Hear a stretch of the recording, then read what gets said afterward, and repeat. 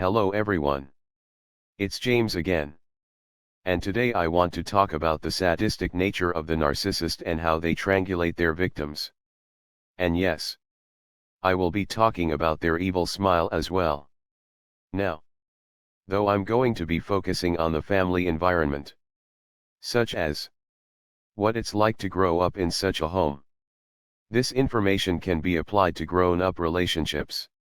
That being said, the reason why I'm focusing on the family environment, for those that grew up in a narcissistically abusive home, is because these monsters have their victims in their clutches from the moment their victims are born, which allows them to brainwash them even more so, and totally screw up their lives. And that brings me to the Turpin family that has been in the news as of late. And this also brings me to my last video, as there were some very good and insightful comments on my last video regarding this evil set of so-called parents, that I would like to read. The first comment is from Daniel Penn. It reads, "So true, James. How many times does a fire brigade put out a fire in a family home, then leave saying our job is done? No, they don't. They investigate how it was started. The obvious what, when, how and why. These follow-up questions need to be answered, but they won't. It is truly a sad world we live in, one that lacks truth." First, I want to say thank you for the comment, Daniel. And this comment is in reference to the Turpin family craziness that has been playing out in the news. And I basically mentioned in my last video, no one likes to dig deep into these matters. Some narcissistic abuse leads to some crazy physical abuse. Sometimes it's just all emotional and mental abuse. But it's all damaging. And though some do engage in this physical type of abuse, it's derived from the same place where they emotionally abuse their victims. It's just a furthering of the emotional abuse they do. And I will be talking about that in a moment. That being said, everyone is interested in this story, much like seeing a car crash on the side of the road. No one is saying, how many Turpin parents do we have in the world? And is this mess more common than what we know? And if they were to ask me, I would say, yes. Yes, it is. And the main reason why it's not detected is those in control of this world are narcissists, and they don't want this information to be known. And oftentimes narcissists, the ones that are afraid of getting into trouble with the law, will do most of their abuse emotionally and mentally. This doesn't mean at some point they won't turn things physical. It just means they do what they have to do to hide this abuse. That being said, we have stories day after day of people doing some horrible, and I do mean horrible, things to one another. And a good portion of these so-called people are sadly so-called parents of innocent children. Yet, those in control want you to think people that act like demonic reptiles are rare, when it seems like there are hundreds of news stories every single day of the worst kinds of abuse. And channels that talk about the deep layers of narcissistic abuse, I believe, will shine a light on this type of sick behavior. This is why I and many others work hard on our channels. Because we know the more people see and hear this information, the more people out there can take the red pill on what this problem really is about. Now the next comment came from Shirley. Thanks, Shirley, for the comment. Shirley says, I have found that narcs are very photogenic and stuck on themselves. They actually believe their crap does not smell. Leave these swine alone. They cannot and will not change. They are tormented and devilish. And all I can say is, these statements are very true. And again, just like mentioned on the previous video, this is why narcissists love to take pictures, especially of family events. And just for the record, there's nothing wrong with taking pictures and enjoying them, and fondly looking back on good times. But narcissists love taking pictures, especially of their children, to use to make outsiders think the child or their children have such a wonderful life. And yes, the narcissists do their best in these photos to show their happy and good side, to appear to be the best parent on earth. but in reality they are pure and utter evil. And as Shirley mentioned, they actually believe their crap does not smell. Which is so true. And this brings me to what was mentioned about the Turpin's so-called parents when they were in court recently. And they were told they would no longer have access to their children. They just started to grin and smile like they were the Joker or something. As if to say, the rules of the court don't apply to them. Or as if to say, if they wanted to access their children they still could even though they are behind bars. And this is very important to understand. Because the narcissist knows what they are doing so much so. They believe their brainwashing is so deep and good. It can reach their victims even if they are locked up. With this there is a level of satisfaction for the narcissist. This is where that Joker smile comes from. As if to say, look at me. I was able to do and cause all of this. And Shirley is right. They will never change. Never ever ever. And watch. When they follow up with these two so-called parents 10 or 20 years from now, they will be directing the church choir in prison or teaching school. As if to say they have changed their ways. But they haven't. These so-called people aren't people. They have brains of a lizard. They are a reptile demon through and through. And they will only do what they have to do to survive. And if that is making people think they have changed, so be it. But they never do. And this is part of the hold they have on their children. Meaning narcissists in general. It's the hope the child has their parent will one day change. And the parent uses this to be able to keep the child in their grasp to continually brainwash and abuse them. And when the child grows up, the same dysfunctional pattern plays out in all of their relationships.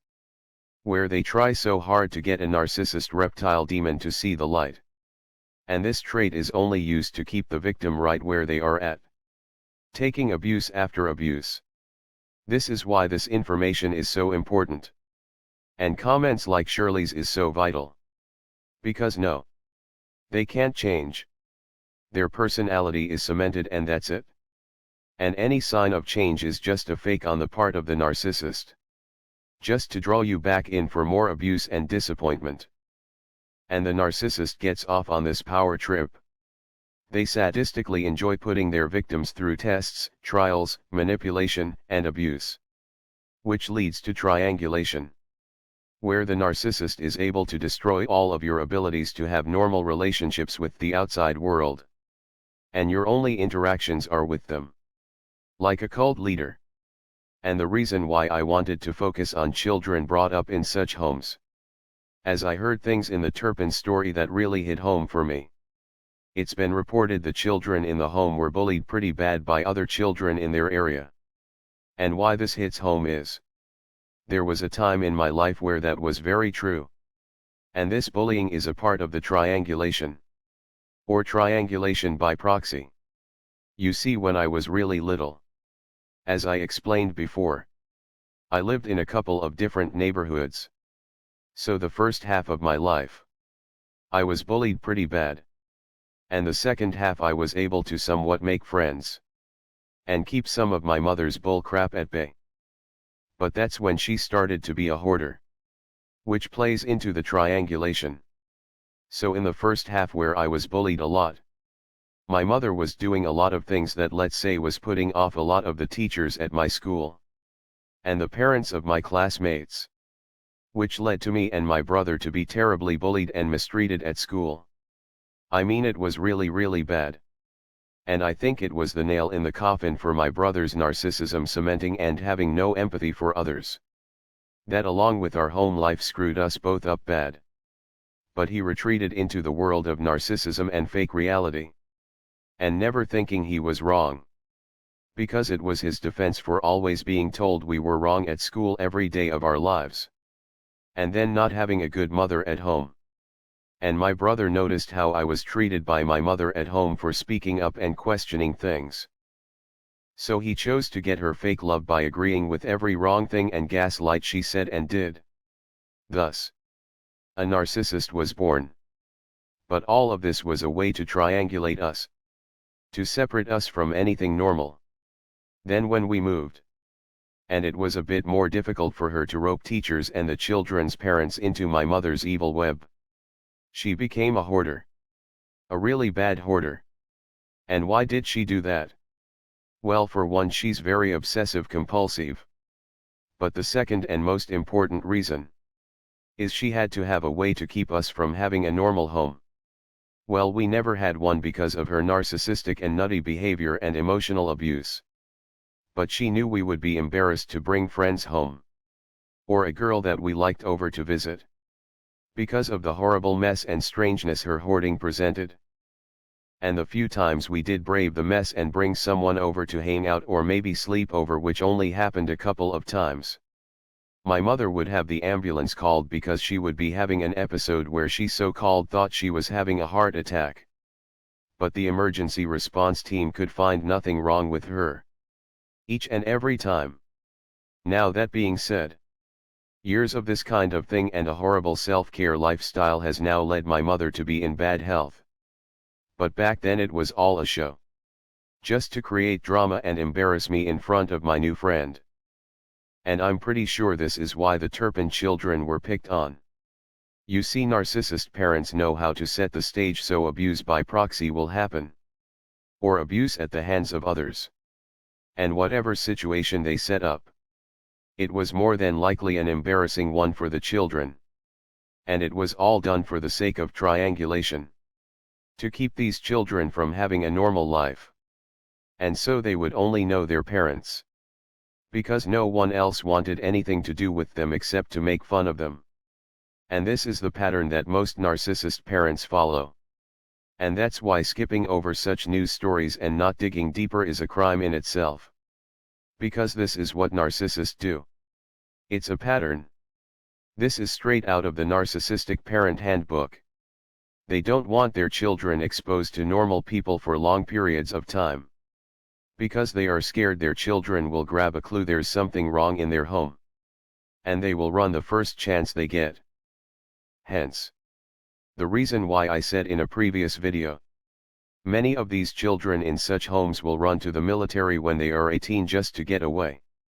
Or if their grades are good enough, they will go to school thousands of miles away from their home of origin. So narcissists can't let their children make friends. And part of this process is to act embarrassing or say and do things that are odd and strange that can get the child made fun of. Or they will purposely put ill-fitting clothes on their children to go to school in, or ugly shoes, or really bad haircuts.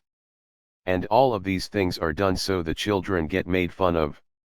And the narcissist parent might say, well, that's all I had. I'm poor and I just can't afford everything they want. And to that I say, poor doesn't mean your child has to wear high waters. You can buy pants that cost the exact same sale price, that fit the child well and look proper. But just like Shirley mentioned, they think their crap doesn't smell. They have an answer for everything. But the truth is it's all done in the name of sadism and triangulation. On one hand, they love to watch their children suffer and squirm. It brings the narcissist parent joy and loads of narcissistic supply. But this embarrassment pays its dividends for the narcissist parent years later, because this child was never able to form lasting bonds and healthy relationships. And this gives more of a chance the narcissist parent will forever have control over their children's lives. Now, with that being said, I want you to be proud of yourself and what God has done with you. Because you escaped. You escaped. You escaped, and you are now here fixing yourself, healing, figuring out life, and doing what needs to be done to thrive in life. It's just crazy looking back. It just is. But what my mother was doing was not much different than your narcissist mother or father, or the Turpins. The only difference was I wasn't chained to the bed. But that's the goal of the emotional and mental abuse and brainwashing. It's to chain you to the bed without physical chains, so you will willingly come back and be their slave and feed them narcissistic supply until they're dead. That's what this is all about. Chained to the bed or not, All of what they do is so you have no life except to be a source of narcissistic supply until they are dead and gone. And that, I say, is truly demonic. Well, that's all I have for now. Thanks for your support, everyone. I do appreciate it. I hope everyone had a blessed day. And until next time. Bye for now. And be good to yourself.